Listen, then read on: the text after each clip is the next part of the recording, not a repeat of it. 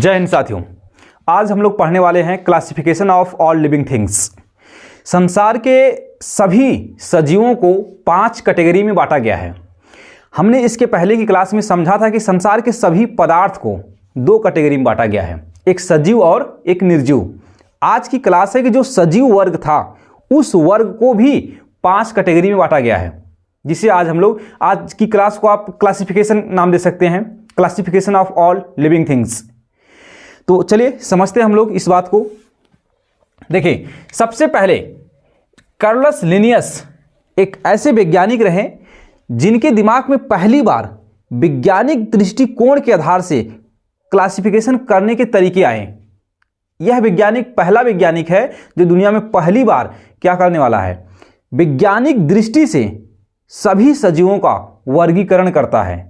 और जब वर्गीकरण किया जाता है इसके द्वारा, तो इसने एक नई पद्धति को प्रेजेंट किया, एक नए सिस्टम को प्रेजेंट किया, जिसको इसने नाम दिया 2 किंगडम सिस्टम। देखिए, हमने इसके नाम के आगे 2 लिखा है। इसका मतलब आप मानिएगा 2 किंगडम सिस्टम, हमने पूरा नाम नहीं लिखा है, बस शॉर्ट में 2 लिख दिया है। 2 का मतलब मान के चलिए क्या चीज, 2 किंगडम सिस्टम। तो सवाल बस पूछेगा कि 2 किंगडम सिस्टम किसने प्रेजेंट किया, तो आपका आंसर क्या होगा, कार्लस लिनियस। कार्लस लिनियस द्वारा संसार के सभी पौधों को और संसार के सभी जीवों को सिर्फ 2 कैटेगरी में बांट दिया गया। मतलब एक प्लांट किंगडम बना दिया और दूसरा एनिमल किंगडम। तो आप यहां देखिए, मैंने आगे लिखा है ये प्लांट से मतलब प्लांट किंगडम, और दूसरी जो चीजें यहां पर है एनिमल किंगडम। मतलब कार्लस लिनियस ने केवल 2 कैटेगरी बनाई कि भाई जो चल सकता है वह एनिमल्स किंगडम में रहेगा, जो नहीं चल सकता है वह प्लांट्स किंगडम में रहेगा। इसके अलावा कुछ भी नहीं बनाया इस आदमी ने। हालांकि आप देखिए, दुनिया का पहला व्यक्ति है जो सही ढंग से वैज्ञानिक दृष्टिकोण के आधार से वर्गीकरण कर रहा है, लेकिन इस व्यक्ति का वर्गीकरण पूरी तरह से कंप्लीट नहीं है। अगर यह पूरी तरह से कंप्लीट ही होता तो हमें अन्य वर्गीकरण करने की आवश्यकता होती। फिर 2 किंगडम के बाद 3 किंगडम हमने दिया, मतलब कि 3 किंगडम में भी कुछ कमी रही होगी, फिर हमने 4 किंगडम दिया। 4 किंगडम में भी कुछ कमी रही होगी तो फिर हमने 5 किंगडम को दिया, और 5 किंगडम में भी शायद कुछ कमी है। इसलिए दुनिया के सभी वैज्ञानिक इस समय यह विचार कर रहे हैं कि हम 6 किंगडम को बनाएं। मतलब बायोलॉजी में हो सकता है कुछ समय बाद 6वां एक जगत हो जिसे हम लोग नाम दे 6 किंगडम सिस्टम। तो अब छोड़िए इस बात को, अभी फ्यूचर की बात है, जब होगा तब होगा, देखेंगे हम लोग उस समय। तो हमने पहले ही सवाल आपको समझ में आया होगा कि 2 किंगडम सिस्टम को प्रेजेंट करने वाला व्यक्ति कौन है। कार्लस लिनियस ने संसार के सभी जीवों को केवल 2 कैटेगरी में बांटा, एक प्लांट किंगडम और दूसरा एनिमल किंगडम। अब एक बात समझिए, इसकी एक किताब लिखी गई थी, सिस्टेमा नेचुरी। वैसे तो इस व्यक्ति ने कुल टोटल 5 किताबें लिखी अपने जीवन में, और 5 की 5 किताबें वैज्ञानिक दृष्टिकोण से लिखी गई थी। हालांकि उसमें सबके सब साइंटिफिक एक्सपेरिमेंट ही थे, लेकिन इसमें एक किताब दुनिया में बहुत ही फेमस हुई जिसका नाम है सिस्टेमा नेचुरी। ये किताब कभी काल पूछ लेता है कि लिनियस द्वारा लिखी गई पुस्तक का नाम बताइए, या सिस्टेमा नेचुरी किसने लिखा था। 4 वैज्ञानिकों का नाम होगा, उसमें से एक ये भी होगा। तो सिस्टेमा नेचुरी वही किताब है जिसके अंदर पहली बार कार्लस लिनियस ने वर्गीकरण के नियम लिखे थे। और एक चीज इसमें लिखा गया था, यह पहली बार इस किताब में इस व्यक्ति ने सभी जीवों के वैज्ञानिक नाम लिखने के नियम लिखे थे। अब दोनों चीज अपने आप में बहुत फेमस है। आज वैज्ञानिक वर्ल्ड में हर जीव का वैज्ञानिक नाम होता है। वैज्ञानिक नाम के लिखने के कुछ नियम होते हैं, और वह जो नियम है वो नियम इसी किताब में लिखा हुआ है। इसलिए यह किताब अपने आप में काफ़ी ज़्यादा फेमस हो जाती है और काफ़ी ज़्यादा इंपॉर्टेंट भी हो जाती है। और यह पहला व्यक्ति है जो दुनिया में पहली बार यह भी बात कर रहा है कि हर जीव का एक वैज्ञानिक नाम होना चाहिए। मतलब 2 बातें इसके नाम पे याद रखिएगा। यह पहला व्यक्ति है जो वैज्ञानिक दृष्टिकोण के आधार से पहली बार वर्गीकरण कर रहा है, और यह पहला व्यक्ति है जो ये बता रहा है कि दुनिया के हर जीवों का वैज्ञानिक नाम होना चाहिए। और नाम कैसे होगा, क्या उसके प्रोसेस होंगे, ये सारी विधि किसमें लिखी गई है, सिस्टेमा नेचुरी बुक में लिखी गई है। यहां तक आपको बात समझ में आई होगी। तो इस व्यक्ति द्वारा 2 कैटेगरी बनाई गई, 2 किंगडम बनाए गए, प्लांट किंगडम और नंबर 2 पर आता है हमारा एनिमल किंगडम। और जो इसने समय इसका है, इसका समय 1753 में इस व्यक्ति द्वारा अपनी इस बात को प्रेजेंट कर दी गई कि भाई दुनिया के सभी जीवों को 2 कैटेगरी में बांट दो। अब उस समय के वैज्ञानिकों को लगा कि ये तो बहुत सही बात है कि चलिए एक ही वर्ग में रखना पौधे को और जंतुओं को, दोनों को एक ही वर्ग में रखें, ये बात सही नहीं है। तो कम से कम 2 कैटेगरी होना चाहिए कि प्लांट को अलग कर दीजिए, एनिमल को अलग कर दीजिए। लेकिन समय जब बदला तो कुछ ही समय बाद लोगों के दिमाग में एक नई विचारधारा का उदय हुआ। लोगों को लगा कि देखिए 2 किंगडम पूरी तरह से कंप्लीट नहीं है, तो इसमें कुछ ऐड किया जाए। कुछ ऐसे भी जीव खोजे गए इस संसार में जो ना तो पूरी तरह से प्लांट किंगडम में सेट हो रहे थे और ना तो वह पूरी तरह से एनिमल किंगडम में सेट हो रहा था। मतलब वो प्लांट किंगडम का भी अपवाद है, एनिमल किंगडम का भी अपवाद है, तो उसे कहां रखा जाए। इस तरह की जब समस्या उत्पन्न हुई वैज्ञानिकों के सामने, तो उन्होंने पहली बार एक नई विचारधारा को प्रेजेंट किया कि काम करो, 2 किंगडम सिस्टम है वो रहने दो, अब एक नया किंगडम प्रेजेंट करते हैं जिसका नाम दिया गया 3 किंगडम सिस्टम। 3 kingdom system. अब देखिए हमने यहां पे फिर 3 लिख दिया है। 3 का मतलब 3 किंगडम सिस्टम है। 3 का मतलब क्या है? 3 किंगडम सिस्टम। अब देखिए ये जो 3 किंगडम सिस्टम है इसको प्रेजेंट करने वाले 2 वैज्ञानिक रहे। एक वैज्ञानिक का नाम है जिसका जे हॉग और इसी के साथी थे जिनका नाम था अर्नेस्ट हैकल। जे हॉग और अर्नेस्ट हैकल द्वारा 3 किंगडम सिस्टम को प्रेजेंट किया गया और इन्होंने जो तीसरा किंगडम प्रेजेंट किया उस किंगडम का नाम रखा गया प्रोटिस्टा। मतलब अब आप समझिए 1866 में ये जब प्रेजेंट किया गया तो अब दुनिया के सभी जीवों को 3 किंगडम में बांटा जा रहा है। Number 1 plant kingdom, number 2 animal kingdom, number 3 protista kingdom. सवाल यह था कि प्रोटिस्टा किंगडम में किसको रखा गया। देखिए प्रोटिस्टा किंगडम में उन जीवों को रखा गया जिसे हम ना तो प्लांट किंगडम में रख पाए थे और ना ही हम उसे एनिमल किंगडम में रख पाए थे, तो उसे हम लोगों ने कहां रख दिया? प्रोटिस्टा किंगडम में। यह एक इकलौता ऐसा किंगडम है जिसको हम लोग डस्टबिन किंगडम भी कहते हैं। डस्टबिन किंगडम भी। डस्टबिन क्यों कहा जाता है? अगर कोई ऐसा एनिमल्स या ऐसा प्लांट्स या ऐसा कोई भी लिविंग ऑब्जेक्ट है जो 5 किंगडम में कहीं पर भी सेट नहीं होगा, उसे आप उठा के डाल दीजिए कहां? प्रोटिस्टा किंगडम में। तो एक तरह से डस्टबिन की तरह इसका यूज हो रहा है। मतलब कुछ भी आम जाऊर जो कुछ बचा है टेढ़ा सोझा सबको लाइए डाल दीजिए कहां पे? प्रोटिस्टा किंगडम में। इसलिए इसका नाम रख दिया गया डस्टबिन किंगडम। सवाल अगर पूछता है आपसे कि डस्टबिन किंगडम किसे कहते हैं तो आप याद रखिएगा प्रोटिस्टा किंगडम को ही डस्टबिन किंगडम कहा जाता है। प्रोटिस्टा किंगडम मतलब 3 किंगडम सिस्टम किसके द्वारा प्रेजेंट किया गया तो आप वैज्ञानिक का नाम याद रखेंगे जे हॉग एंड अर्नेस्ट हैकल। इस 2 वैज्ञानिकों ने पहली बार 3 किंगडम सिस्टम को प्रेजेंट किया और प्रेजेंट करने का हमने कारण भी बताया।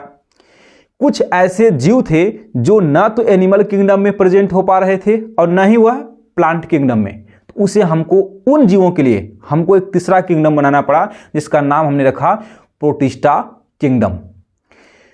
कुछ समय तक यह बात सीधी चलती रही। दुनिया भर के वैज्ञानिकों ने इस बात को एक्सेप्ट भी किया कि चलिए ठीक है, कुछ जो अपवाद रहेगा उसको यहां रख देंगे। लेकिन कुछ ही समय बाद फिर एक समस्या क्रिएट हुई। लोगों को लगा कि 3 किंगडम सिस्टम भी अपने आप में कंप्लीट नहीं है, तो एक काम करिए कि एक नया किंगडम बनाइए। तो फिर विचारधारा जो प्रेजेंट हुई कहां पहुंची? 2 किंगडम से 3 किंगडम पे आई थी, फिर 3 किंगडम से चेंज हो गई 4 किंगडम पर। तो दुनिया में फिर एक नया सिद्धांत पेश किया गया कि भाई अब दुनिया में सभी जीवों को हम लोग 4 किंगडम में बांटेंगे, 4 जगत बनाया जाएगा। मतलब दुनिया के सभी जीवों को 4 कैटेगरी में बांटा जाएगा। तो चौथा जो बनाया गया उसको देने वाला जो वैज्ञानिक है, मतलब कह सकते हैं कि 4 किंगडम सिस्टम को प्रेजेंट किसने किया? तो 4 किंगडम सिस्टम को प्रेजेंट करने वाले व्यक्ति का नाम है हर्बर्ट एफ कॉपलैंड। यह अकेला व्यक्ति है, इतना बड़ा नाम है इसका, ये मत सोचिएगा कि 3-4 लोग हैं, एक ही व्यक्ति है Herbert F Copeland. Herbert F Copeland 3-4 बार बोलेंगे वो याद हो जाएगा। हर्बर्ट एफ कॉपलैंड यह वह व्यक्ति है जिसने पहली बार 4 किंगडम को प्रेजेंट किया और इसके दिमाग में कुछ अलग चल रहा था। ये कर रहा था अध्ययन बैक्टीरिया का। और जब ये बैक्टीरिया का अध्ययन कर रहा था इसके दिमाग में मजे का डाउट आ गया कि यार बैक्टीरिया एक ऐसा ऑब्जेक्ट है जो तो ना तो पूरी तरह से एनिमल है और न ही पूरी तरह से क्या है, प्लांट है, और प्रोटिस्टा में रखने लायक इसकी दशा नहीं है। तो इसने सोचा कि एक काम करिए, बैक्टीरिया इस संसार में बहुत ज़्यादा हैं, तो एक काम करते हैं, एक नया किंगडम ही पेश कर देते हैं, उसमें सिर्फ स्पेशली किसकी पढ़ाई करेंगे, बैक्टीरिया का। तो इस व्यक्ति ने जो चौथा किंगडम प्रेजेंट किया उसमें उसने ऐड किया किसको, मोनेरा को। मतलब अब ध्यान समझिए, plant kingdom, animal kingdom, protista kingdom, इसके बाद मोनेरा किंगडम। यहाँ पे चौथा किंगडम प्रेजेंट कर दिया गया है, मोनेरा किंगडम। सन जो उस समय था 1956 में ये क्रिया हो रही है, यह काम 1956 में किया गया। और इस किंगडम के अंतर्गत, मोनेरा किंगडम के अंतर्गत केवल बैक्टीरिया का अध्ययन किया जाता है, केवल बैक्टीरिया का। मतलब इस व्यक्ति के अंदर, हर्बर्ट के अंदर एक अलग ही विचार चल रहा था कि एक काम करिए, एक ऐसा किंगडम बनाइए जिसमें टोटल बैक्टीरिया को डाल दीजिए। अगर बैक्टीरिया पढ़ना है तो मोनेरा किंगडम पढ़िए। यह भी सही था इसका विचार। तो लोगों ने फिर इस बात को एक्सेप्ट कर लिया कि यह भी सही है। एक काम करिए, 4 किंगडम तक सही बात है, कम से कम 4 किंगडम में सारे जीव कवर हो गए। कुछ समय फिर बीता, फिर कुछ नई चीजें मिली, नई खोज हुई, फिर कुछ नया डाउट हुआ, और फिर कुछ नया करने का मन किया वैज्ञानिकों का। तो उन्हें पेश किया कि भाई काम करिए, देखिए 4 किंगडम भी इनकम्प्लीट है, एक नई चीजें इसमें जोड़ी जाए जिससे 5 किंगडम प्रेजेंट हो जाए। तो फिर वैज्ञानिकों के दिमाग में जब बात गई तो एक महान वैज्ञानिक हुए जिनका नाम है, देखिए R.H. व्हिटेकर। ये बड़े फेमस साइंटिस्ट हैं, बायोलॉजी की दुनिया के बड़े फेमस व्यक्ति हैं, R.H. व्हिटेकर। इनके द्वारा प्रेजेंट किया जाता है 5 किंगडम सिस्टम। इनके द्वारा प्रेजेंट किया गया 5 किंगडम सिस्टम। और इनके दिमाग में अलग चल रहा था। इन्होंने कहा देखिए प्लांट एक तरफ है, ठीक है, एनिमल भी एक तरफ है, उसको भी ठीक है, प्रोटिस्टा में जो लोग हैं उनको रहने दो, बैक्टीरिया एक तरफ है, ठीक है। इनके दिमाग में चला था, काम करिए फंजाई, जो कवक है, कवक को एक अलग ग्रुप में रखा जाए। तो इन्होंने फंजाई के लिए फंजाई किंगडम का निर्माण किया। मतलब यहां पे अलग ही चल रहा था इनके दिमाग में कि एक काम करिए, फंजाई भी एक ऐसा बहुत ज़्यादा लंबा एक ग्रुप है, एक काम करिए सभी फंजाई को उठा करके एक नए किंगडम में डाल दीजिए, फंजाई किंगडम में। इस पूरी कहानी में सबसे इंपॉर्टेंट बात जो है नंबर 1 की है, सॉरी हालांकि नंबर 1 पर ही है, हालांकि इसके द्वारा जो पेश किया गया 2 किंगडम सिस्टम। मतलब कि सवाल पूछेगा 2 किंगडम सिस्टम किसने प्रेजेंट किया? कार्लोस लिनियस ने। इसकी किताब का नाम क्या था? सिस्टेमा नेचुरी। सिस्टेमा नेचुरी किताब किसने लिखा? कार्लोस लिनियस ने। अब दूसरा सवाल आपसे ज्यादा पूछने की संभावना बनती है R.H. व्हिटेकर से कि 5 किंगडम सिस्टम किसने प्रेजेंट किया? 5 किंगडम सिस्टम किसने प्रेजेंट किया? तो R.H. व्हिटेकर।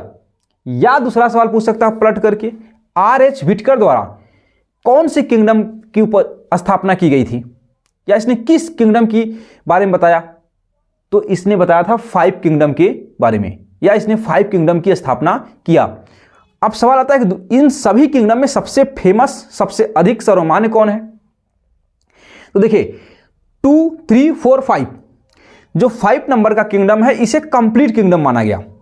मतलब कि ये ऐसा वर्गीकरण था, अगर दुनिया के सभी जीवों को हम लोग 5 वर्ग में बांट दें, plant kingdom, animal kingdom, protista kingdom, Monera kingdom और फंजाई किंगडम, इस 5 में अगर बांट दिया जाए तो संसार के सभी जीव बट चुके हैं, अब कुछ बचा ही नहीं है। अच्छा, एक बात यहां से आप याद रखिएगा, इसमें हम वायरस की बात नहीं कर रहे हैं। वायरस इस पूरी कहानी में कहीं पर नहीं आएगा।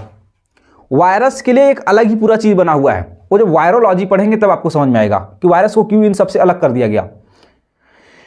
तो इस तरह से 5 किंगडम में दुनिया के सभी जीवों को बांटा गया है। R.H. व्हिटेकर द्वारा 5 किंगडम सिस्टम को प्रेजेंट किया गया, और यह पूरी तरह से कंप्लीट वर्गीकरण हो चुका है, कंप्लीट क्लासिफिकेशन हो चुका है। अब फिर इसके बाद लोगों के मन में असंतुष्टि उत्पन्न हुई। कुछ वैज्ञानिकों के अंदर, उनके दिमाग में एक डाउट हुआ कि यार 5 किंगडम सिस्टम तक तो बात ठीक है, हम सबको बांट चुके हैं, लेकिन अध्ययन की सुविधा के लिए हम लोग अगर मोनेरा किंगडम को 2 टुकड़ों में तोड़ दें तो एक नया किंगडम बन जाएगा, जिसे हम लोग नाम देंगे 6 किंगडम सिस्टम। अब ध्यान से बात सोचिए, कैसे चीजें चेंज हो रही है हर चीज। हालांकि 5 किंगडम सिस्टम अपने आप में पूरी तरह से कंप्लीट है। जो आधुनिक वैज्ञानिक जो तर्क कर रहे हैं, ये कह रहे हैं कि नहीं 6 किंगडम सिस्टम होना चाहिए, तो क्यों होना चाहिए? उनके पीछे का जो तर्क है, अध्ययन की सुविधा के लिए, हमको पढ़ने में क्या होगी, आसानी होगी, इसलिए वो चाहते हैं कि छठवें किंगडम सिस्टम की स्थापना की जाए, 6 जगत पद्धति को अपनाया जाए, 6 किंगडम सिस्टम की स्थापना कर दी जाए। और 6 किंगडम सिस्टम की स्थापना करने की जो मांग हुई है, या जिसके द्वारा यह कहा गया कि इसको प्रेजेंट किया जाए, हालांकि अभी देखिए मान्य नहीं है, अभी ये एक विचार है, बहस है, चल रहा है, दुनिया के वैज्ञानिक डिस्कस कर रहे हैं। हो सकता है फ्यूचर में कभी यह बात पूरी तरह से मान ली जाए, एक्सेप्ट कर ली जाए कि नहीं, अब 6 किंगडम सिस्टम की आवश्यकता हमारे पास है, तो 6 किंगडम की स्थापना कर दी जाएगी और मान लिया जाएगा। तो जो इस थ्योरी को प्रेजेंट कर रहे हैं उनका नाम देखिए क्या है, एक कार्ल हूज और कैंडलर और विलिस, ये लोग जो है आधुनिक वैज्ञानिक थे। इनके दिमाग में ये बात आई कि एक किंगडम और बना दिया जाए, 6 किंगडम तक जाके बात को कंप्लीट कर लिया जाए। तो इन्होंने कहा क्या, देखिए इनके दिमाग में हमने पहले बताया कि ये लोग मोनेरा को ही तोड़ना चाहते हैं। इस संसार में अब तक कुल टोटल 4000 बैक्टीरिया की खोज हो चुकी है। सोचिए इस मोनेरा किंगडम में हम लोग कितना पढ़ने वाले हैं, 4000 बैक्टीरिया पढ़ते हैं, 4000 बैक्टीरिया। अब बैक्टीरिया को खास बात है कि 2 कैटेगरी में बांटा जाता है। नंबर 1 कैटेगरी जो बनती है हमारी क्या है, वो बनता है आर्कीबैक्टीरिया, और नंबर 2 बनता है हमारा साइनोबैक्टीरिया। तो इन वैज्ञानिकों का मानना है, किसका, कार्ल वूज और कैंडलर और विलिस का, इन सबका मानना है कि एक काम करिए, जो आर्कीबैक्टीरिया है इसको मोनेरा में रहने दीजिए, और जो बच रहा है साइनोबैक्टीरिया इसको निकालिए यहां से और डालिए कहां पे, 6वें नंबर पे। तो कौन सा किंगडम बन जाएगा, साइनोबैक्टीरिया किंगडम। अब ये भी तरीका तो सही है, आप कहेंगे कि अगर ऐसा हो जाता है तो मोनेरा किंगडम का अध्ययन करना आसान हो जाएगा, क्योंकि उसमें थोड़ी संख्या बचेगी और कुछ लोग वहां से निकल के अलग हो जाएंगे, तो उनका अध्ययन करना आसान हो जाएगा। ये भी बात सही है। अब दूसरा भी इसका एक तर्क है, जो नहीं चाहते हैं कि 6वें किंगडम की स्थापना हो, उनका मानना है कि देखिए है तो दोनों बैक्टीरिया ही, तो क्यों अलग करें, जब दोनों चीज एक ही है तो एक ही जगह रहने दो, भले उसकी संख्या ज्यादा है। अब अगर किसी चीज की संख्या ज्यादा है तो खंड खंड में तोड़ेंगे तो अपने आप में बढ़ जाएगी, लेकिन है तो एक ही चीज, जब एक ही चीज है तो उसे एक ही किंगडम में रहने दीजिए, मत बांटिए। अभी जो ये 6वां किंगडम सिस्टम की बात है, यह अपने आप में पूरा अभी बहस है, पूरी तरह से कंप्लीट नहीं हो पाया है, न पूरी तरह से रिजेक्ट हो पाया है। अभी ये बीच में अटकी हुई कहानी है, डिस्कस चल रहा है, पता नहीं क्या होगा। तो ये शायद मैं आपको अपनी बात समझाने में सक्षम रहा कि कैसे अलग अलग किंगडम की स्थापना की गई। तो कुल टोटल अब तक आप कह सकते हैं, देखिए 1 2 3 4 5, कुल 5 किंगडम के बारे में बात होती है, और 5वां जो किंगडम है अभी इसके ऊपर डिस्कस हो ही रहा है। अब सवाल ये आता है कि ये जो पहला व्यक्ति है कार्लस लिनियस, जिसने सबसे पहले वैज्ञानिक ढंग से वर्गीकरण करने की कोशिश किया, क्या यही सबसे पहला व्यक्ति था? दरअसल एक बात समझिए, यह वह व्यक्ति है जिसने पहली बार वैज्ञानिक दृष्टिकोण से वर्गीकरण करने की कोशिश किया है। पहली बार वर्गीकरण इसके द्वारा नहीं हुआ है, इसके पहले भी एक व्यक्ति थे जिनका नाम था एरिस्टोटल। हमने बायोलॉजी की पहली ही क्लास में अरस्तु का जिक्र किया था नाम का। अरस्तु जो है बायोलॉजी का भी पिता है, जूलॉजी का भी पिता है, और साइंस का भी पिता माना जाता है। उसके साथ साथ यह व्यक्ति क्लासिफिकेशन का भी पिता है, टैक्सोनॉमी, वर्गीकरण का पिता है। तो यहां पे हम लोग एक नाम ऐड करेंगे। देखिए नोट जो हमने लिखा है फादर, कि वर्गीकरण का पिता दरअसल है कौन, तो वर्गीकरण का जो पिता का जिक्र होगा एरिस्टोटल। एरिस्टोटल मतलब अरस्तु ही वर्गीकरण का क्या है, पिता है। अब सवाल यह आएगा कि कार्लस लिनियस से पहले वर्गीकरण करने वाला व्यक्ति कौन था, अरस्तु। तो क्या अरस्तु ही दुनिया में पहली बार वर्गीकरण कर रहा है? तो इसका भी आंसर आएगा नहीं। अरस्तु के पहले भी एक, हालांकि देखिए अरस्तु ग्रीक का निवासी है, ग्रीक का निवासी है। इसके काफी समय पहले हिंदुस्तान में एक महान ऋषि हुए जिनका नाम था चरक, जिनका नाम था चरक। चरक ने इस चरक, देखिए ये जो चरक हैं ये एक ऋषि हैं, ये अरस्तु के पहले क्लासिफिकेशन किए थे, लेकिन इनके नाम पे यह चीज दर्ज नहीं है। दोनों चीज देखिए अलग है। इस व्यक्ति अरस्तु के नाम पे वर्गीकरण पहली बार करने के लिए दर्ज है ये बात, मतलब कि अरस्तु ने सबसे पहले वर्गीकरण किया, यह बात दर्ज है वैज्ञानिक वर्ल्ड में। और इसके पहले चरक ने किया था, लेकिन ये बात दर्ज ही नहीं है, तो चरक की बात मानी ही नहीं जाएगी। ये बात आपको समझ में आई होगी। चलिए, तो मतलब दुनिया में सबसे पहले अगर किसी व्यक्ति ने वर्गीकरण किया था तो उसका नाम है चरक, और चरक की एक किताब लिखी गई थी जिसका नाम है चरक संहिता। चरक संहिता। तो चरक की किताब का नाम क्या है? चरक संहिता, जिस किताब के अंदर दुनिया में सबसे पहले वर्गीकरण किया गया है जीवों का। और उसके बाद करने वाला व्यक्ति कौन है? एरिस्टोटल, जिसे हम लोग आज वर्गीकरण का पिता मानते हैं। और इसके बाद अगर किसी ने सबसे सटीक किया तो वह व्यक्ति आता है कैरोलस लिनियस। इसलिए कैरोलस लिनियस को आधुनिक वर्गीकरण का पिता कहेंगे। तो यहां पे हमने जो अगला नाम लिखा है मॉडर्न फादर, एम से मॉडर्न और फादर से पिता होता है, तो ये कैरोलस लिनियस का ही, कैरोलस लिनियस। इस समय वर्तमान में आधुनिक वर्गीकरण का पिता जो है वो कैरोलस लिनियस है। और वर्गीकरण का पिता कौन है? अरस्तु है। तो वर्गीकरण का पिता और वर्गीकरण का आधुनिक पिता दोनों में अंतर है। तो आज की बात हमारी यही रही। आज की क्लास में हमने ये समझा है कि दुनिया के सभी जीवों को क्यों अलग अलग वर्ग में बांट दिया गया। अगली क्लास जो होगी इसी सिस्टेमा नेचुरी से संबंधित एक बात जो हमने आज जिक्र किया था कि दुनिया के सभी जीवों का एक वैज्ञानिक नाम होता है। तो अगली जो नेक्स्ट क्लास होने वाली है वो वैज्ञानिक नाम के ऊपर होगा कि वैज्ञानिक नाम क्यों लिखना जरूरी था, क्यों हर एक जीव का वैज्ञानिक नाम होता है और कैसे वैज्ञानिक नाम लिखा गया, क्या क्या कंडीशन होंगे, वो सारी बात अब इसके आगे वाली वीडियो में हम लोग देखेंगे। अगर इसमें से कोई भी ऐसी बात जो आप समझ न पाए हों तो आप एक बार कमेंट करिएगा, हम आपको अपनी बात समझाने की फिर से वहाँ कोशिश अवश्य करेंगे। आज के लिए बस करते हैं साथियों, धन्यवाद।